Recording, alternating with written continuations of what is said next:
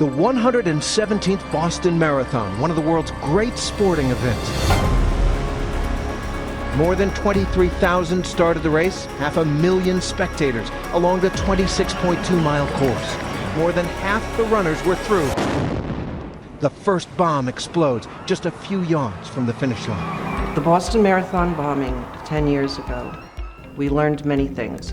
As hospitals, we need to take better measures to prepare for things like a large influx of patients in a very short period of time and the resources that may be needed, especially things like blood and operating rooms. So you go straight to the OR. Grab me a sticker on our web. Stony Brook University Hospital is a very large institution, and therefore, on a daily basis, we're doing a lot of communication. 700 is now working. And when it comes to an event like this, we are ready. Ready? 1, 2, 3. We have full support from our leadership in doing our prep, in doing our plans, and doing our training. So to get everybody ready for responding quickly and effectively. This is an extremely important event. And why is that? It tests our processes, our team to manage a disaster. Pressure. And it allows us to learn from opportunities that arise during the course of actual simulation. Can I have an update from? You have various players who are all equally important. They all contribute to the main mission to deal with an incident like this, and the coach or the incident commander needs to oversee everything and coordinate communication. All services in the hospital play an integral role in a mass casualty incident, but yes, the information technology and communications are an essential role of any command center. Those departments we identified during our meetings included areas such as housekeeping, being able to turn the rooms over quickly, make sure that we have the blood bank, make sure that we have supply trays for rooms, assigning doctors and nurses to each operating room, have those additional resources to manage the rooms that we would be involved with. There are a lot of people who are involved in mass casualty events, not just the victims, but also people looking for people they love, and we have people coming out to support them, to offer crisis intervention and support. We enjoy this opportunity to be able to practice this type of patient influx because it drains the system and resources rather quickly and allows us to grow with opportunities that we could identify to improve in the next time. As a level 1 trauma center here in Suffolk County, we have to be ready to handle what is really brought to our door. And when I say being ready to handle that, that means not only internally, our staff have to be ready, but we also have to make sure that our partners are ready, and that's our partners that are outside of our hospital. Ambulance services, our fire services, that as well as the county and the federal government. In an event like this, Suffolk County Office of Emergency Management assists with the coordination of responding fire, EMS, law enforcement, state and federal agencies. I'm a paramedic from the Massapequa Fire Department in Nassau County. There are times where we may have to come out and help our neighboring departments and our EMS agencies, as well as the police and fire. It's a chance to work with other units, getting out of your comfort zone, putting things you may or may not have learned together, and working with units you may have never worked with before. So the role of Suffolk County EMS Coordinator is to support EMS functions here in Suffolk County through the 110 ambulance services that we aid and assist with their duties on a daily basis. Today my role is EMS Safety Officer for the drill. Drew Freed. My role today is EMS Staging Officer for today's drill. These vehicles are here today in the staging area preparing to respond to a simulated incident to where they will triage and treat simulated victims before transporting them to the hospital. So these exercises help us prepare for an actual event. It lets us test the relationship with EMS, the communications, makes sure all that these different components work together, and when we have an actual event, we can take care of the patients and have those systems ready to go. So the Fire Marshal's Office at Stony Brook University is a 24/7 around-the-clock operation. Train very hard, and it's always nice to see all of that training culminate at a drill like this. And hopefully we never have to actually put it to use in a real live scenario, but if, God forbid, it ever does happen, we're ready to go. Today is an annual exercise where Stony Brook West Campus almost every year partners with the hospital with Stony Brook Medicine, where they have a requirement to test some internal things related to emergency management within the hospital, burn surge, blood mass transfusion capacity, things like that. So often the West Campus becomes the backdrop for the scenario itself. So in today's scenario, it's sort of a multi-phase. It's an active shooter and multiple victims and casualties, which will eventually be transported to the hospital. So this is red, triage from EMS. We have to be ready for the people. Stony Brook Hospital is so ready for this type of event, and it'll be clearly demonstrated tomorrow during the exercise. Good, Mama. Okay, so these are the burn victims right here, and I see you have a blast injury.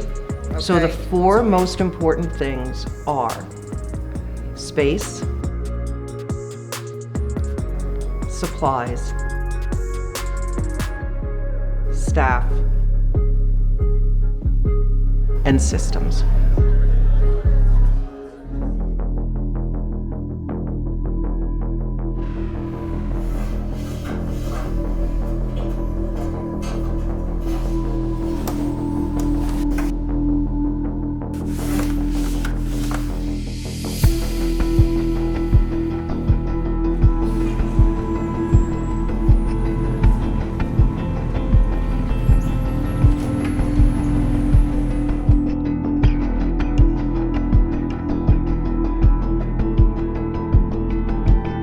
Good evening, ladies and gentlemen. Welcome to the theater tonight. We have an exciting movie for everybody. You all excited to be here? All right. Welcome. It's an international premiere. It's the first time in America you're going to get to see this film. No one else is going to see it but you. Sit back, relax, and enjoy the movie. Have fun.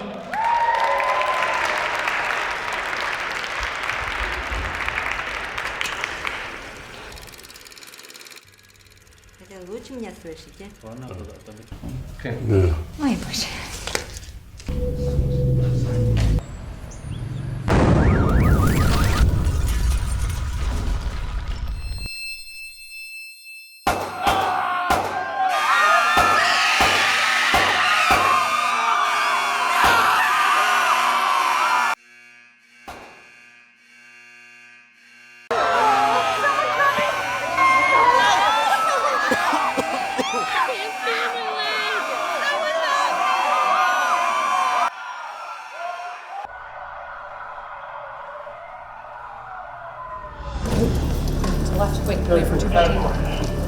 Open door on right. The university, particularly University Police Department and the fire marshals, which are in the Environmental Health and Safety Department, both of which operate in the Division of Enterprise Risk Management, which I oversee.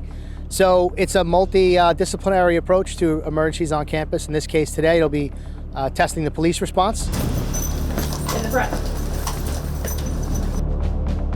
As well as implementing a rescue task force, which is the ability for our fire marshals to interface with the police department in the case of an active shooter. I got the door.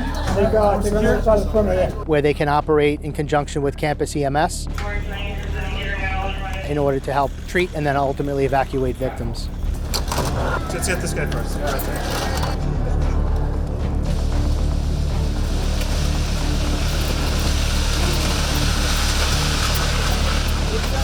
Everyone's got leg injuries. Nobody can get up.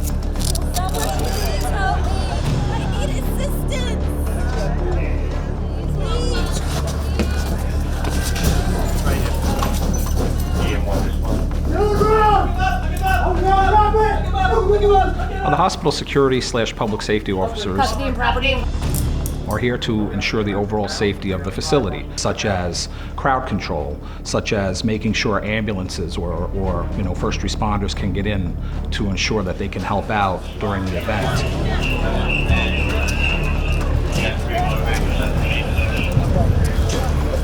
We have about 1,000 seats in the theater.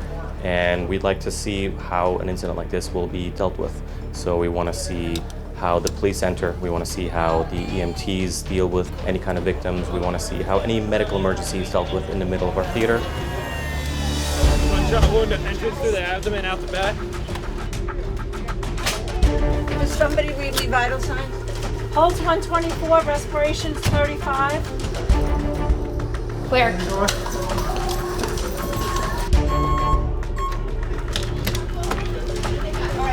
Patient access is a very important team.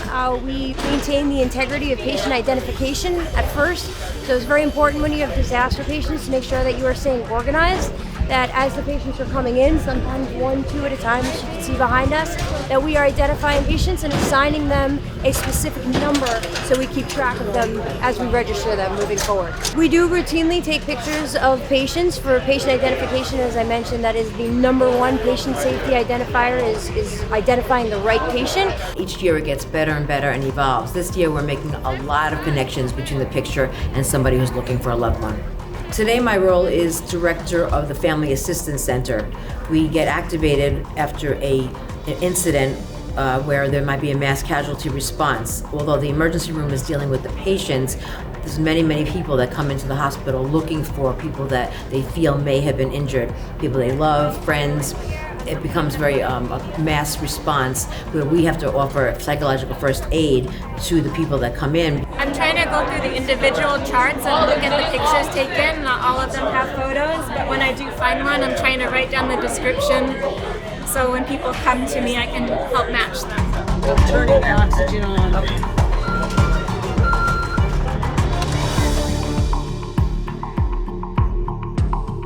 During an MCI event, we'll facilitate communication between the scene and all the hospitals. We'll advise the hospitals of the scope of the incident, number of patients, types of injuries, and then we'll keep them apprised of the incident as it evolves. In here. Multiple casualties. Traditionally, major challenges in an event like this are communications, interoperability, and coordination of incoming responders. Communication, interoperability is one of the factors that always turn up after an event when we do what we call a hot wash review, how we could make the next event run better. We have to have the ability to communicate together, not only at the field level, but also at the command level. In the beginning of the morning, trying to make sure that we have the appropriate resources necessary, we're prepared, and as we're getting information in from both the site on West Campus, but also our emergency room here at the University Hospital, we're making sure that we're in constant communication with our staff on all aspects of the hospital. We're using a number of different technologies. One of the things we have is an analytics board, a below dashboard of our hospital command center, so we can actually track the patients coming in, seeing where there's bottlenecks. So that's like one of the key things we're proud of. We use things like Microsoft Teams so that when the command center is speaking, we have groups of people that we're communicating with. What do you have? 23-year-old female with impalement to her right abdomen, fractured left ankle, a respiratory rate of 32, heart rate of 100. Darren, what we're going to have you wheel over right now. You're Dr. Pugathor. During a mass casualty incident, my role at the hospital actually expands. Not only do I have to consider the patients that are in the operating room at that time, we also have to prepare ourselves for the potential influx of other patients. So there's a lot of increased communication, assessing the needs of the operating room, whether we have to have patients accommodate. We also have to make sure that we don't bring in patients who aren't emergent, and we still have to deal with the patients who are currently in the operating room or other emergencies that happen in a hospital. As a level 1 trauma center, it's important for us to be able to be prepared for such an event. Foot will be triaged later. At this event, we are actually getting involved with the anesthesiologists, with the ER doctors, and with the operating room and all the available services to have patients have a throughput from the trauma bay all the way to their ultimate setting, whether it be in the OR, whether it be in a hospital bed, whether it be triaged from the ER to go home. As a rule, we have no problem handling the few that come in, but many hospitals dread the idea that many of them will come en masse. No exit? Okay. The best way to be efficient and to take the best care of patients is to practice. We have 25 ORs, but how many of those can be opened at any one time is what we're working on right now. And that's one of the things we learn about the mass casualty, how many we can open at any one time and how many of them we actually can be staffed. Is the information okay? And she's going to the OR. The entire ER can be turned into an operating room if necessary for these very large scale casualties.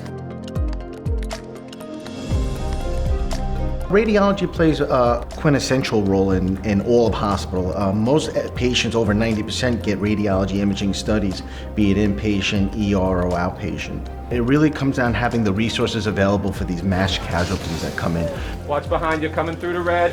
You have to know where to put them, how to allocate the more severe ones to the closer of the modalities, which ones need to go first, second, and third, how to allocate your resources, personnel. He's going to red. If someone can get a picture. Once we get notification that we'll be getting a large influx of patients, we typically identify the system resources that we can move patients out of the ED. Whether that's that we discharge those timely that can leave the facility, and we partner with our inpatient colleagues to be able to move patients to the inpatient units. That allows us to free up available space to see the incoming patients. In the case of an MCI, depending on the day and the time, the operating room is actually working and functioning. There will be patients in the operating room.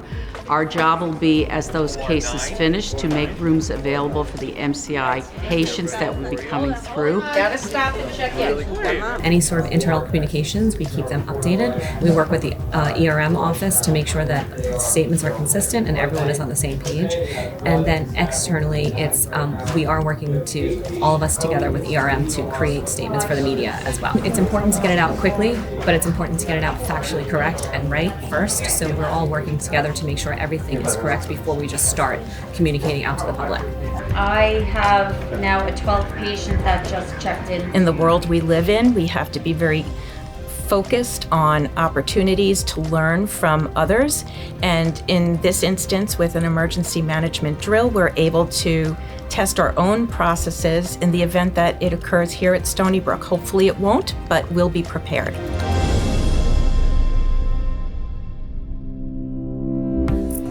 We want to simulate as real as possible so that our participants in the exercise can exercise in the most real environment that they possibly can. So that way, when they go through the motions, they exercise and remember all the parts and pieces if they're ever in that real environment. I feel surprisingly fine. My name is Brian Farley. I'm with the New York State Exercise Branch. Myself and my team are here to do the moulage. Just a quick safety brief. Everything we use is skin safe. I've been doing this since 2014. We've never had a problem.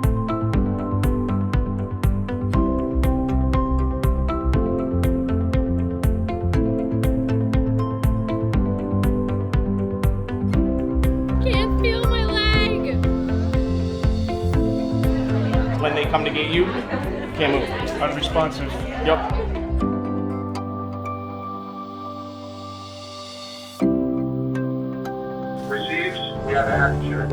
I'm going to be the bad guy.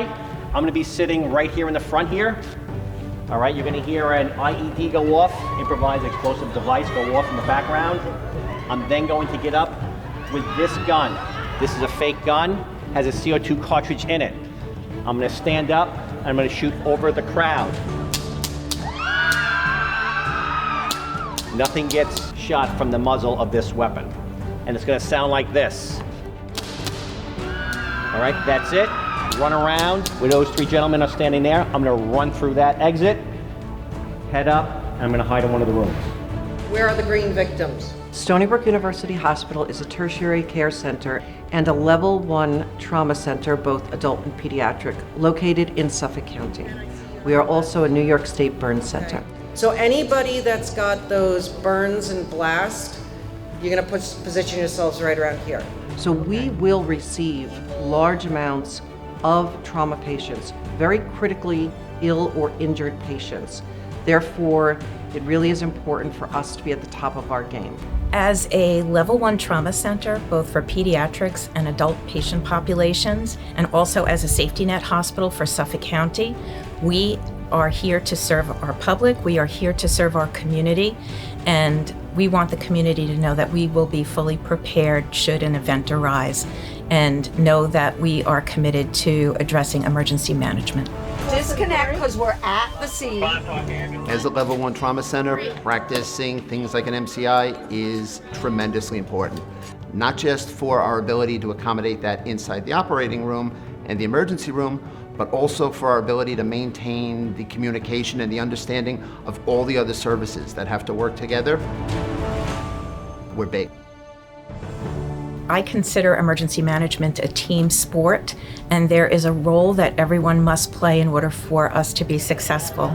And it's so important for us to be able to drill these roles. What we want to do is get some feedback. The most important takeaway from an emergency management drill is the recognition that everyone plays a vital role in the success and outcome. The people that showed up today, I want to thank you for coming out today. This was a unified command, so University Police, Suffolk EMS. Stony Brook is really ready for this type of event. And after the exercise that we're having today, we will talk and work on improvement. We really wreaked havoc on the Stoller Center today, so I want to say thank you, thank you, thank you. This was a huge learning exercise for us. We're going to be changing our protocols. Without these exercises, we would not know where we stand. It's like anything else. If you don't practice it, you're not going to do it in an appropriate, complete manner. So 1000% necessary. After an exercise like this, the most important part of it is the debrief and the communication afterwards. Red tags, green tags, if there was a designated area for it. Once a report is generated from the drill, we carefully review it and identify opportunities for improvement. We learn from the incident that is being focused upon, and then we actually can modify our processes to address those potential gaps so that if and when a real event occurs, we'll be able to be successful.